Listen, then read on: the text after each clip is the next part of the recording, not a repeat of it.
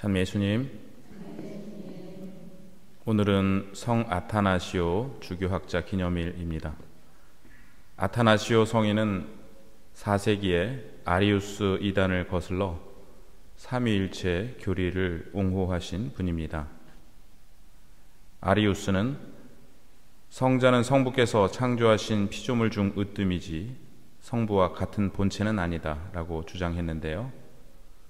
이러한 주장을 거슬러 성자께 대한 신앙 고백을 확정한 것이 기원 후 325년 니케아 공의회입니다.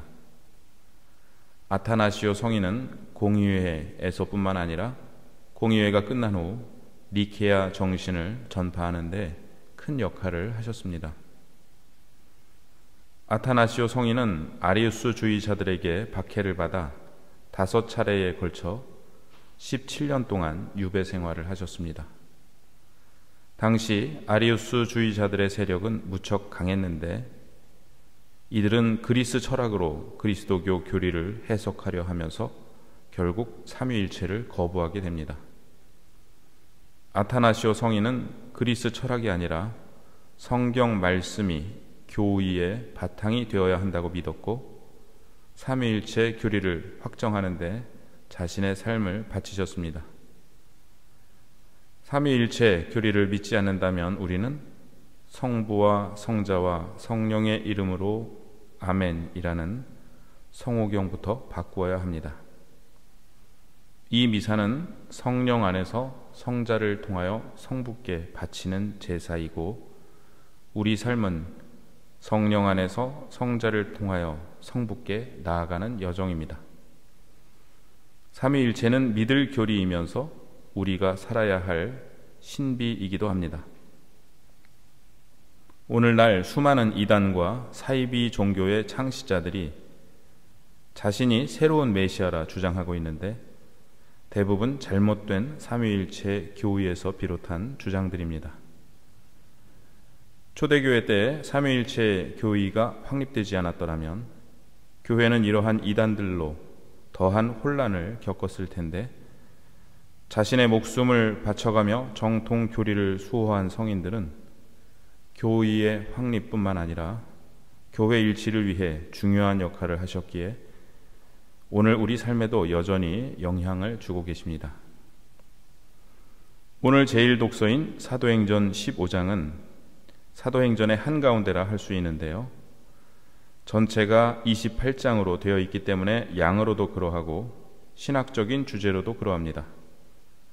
15장에서 교회는 이방인들을 그리스도교 공동체에 받아들이는 문제에 대해 논의하고 있습니다.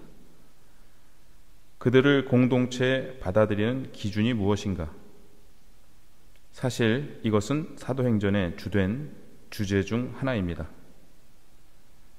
그리스도께서 하느님과 인간 사이의 화해를 이루신 것처럼 인간과 인간 사이의 화해를 이루고 계시다는 것이 사도들의 믿음입니다.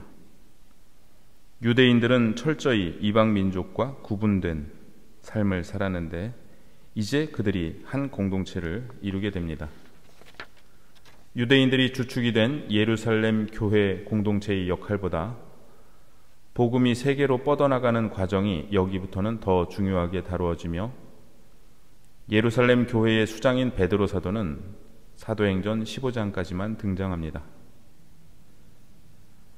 그런데 이방인들이 그리스도인이 되기 위해 지켜야 할 최소한의 율법이 무엇인가 하는 것이 문제가 됩니다. 어떤 이들은 최소한 할례라도 받아서 아브라함의 후손임을 증명해야 한다고 주장하였습니다. 먼저 유대교로 개종한 후에 그리스도교로 개종해야 한다고 본 것입니다. 그러나 사도들의 견해는 달랐습니다. 이방인들이 하느님 백성이 되기 위해 먼저 유대인이 되어야 할 필요는 없다고 보았습니다. 구원은 그리스도의 십자가와 부활을 통한 믿음과 은총으로 이루어지고 그리스도께서 바로 주님이시기 때문입니다. 지난 주일 복음에서 예수님께서는 나는 포도나무요 너희는 가지다. 내 안에 머물러라. 나도 너희 안에 머무르겠다 라고 말씀하셨습니다. 오늘 복음에서는 내 사랑 안에 머무르라고 말씀하십니다. 예수님께서는 아버지의 계명을 지켜 아버지 사랑 안에 머무십니다. 우리도 당신 계명을 지키면 당신 사랑 안에 머무를 것이라 말씀하십니다. 아무도 예수님을 아버지의 사랑에서 떼어놓을 수 없습니다. 이것이 삼위일체 교의의 근본 믿음입니다. 마찬가지로 아무도 우리를 예수님의 사랑에서 떼어놓을 수 없습니다. 우리가 예수님의 계명을 지킨다면 말입니다. 우리는 그 계명이 무엇인지 알고 있습니다.